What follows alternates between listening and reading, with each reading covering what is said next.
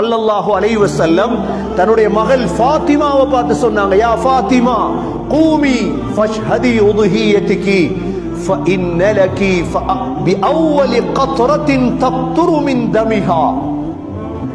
மகளை பார்த்து சொன்னாங்க, ஃபாத்திமா நீ போய் உதுஹியாவை கொடு. ஏன் தெரியுமா?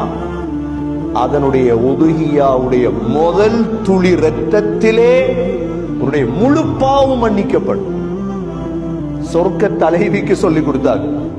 கியாமத்துடைய நாளையில் இதனுடைய இரத்தம், இறைச்சி எல்லாமே வரும், கொண்டு வரப்பட்டு ஃபயூதஉ ஃபீ மீசானிக் 70 ضعفا, உண்ட மீசான்ல 70 மடங்கு அதிகரித்து வைக்கப்படும். எவ்வளவு பெரிய ஒரு அமல் சகோதரர்களே!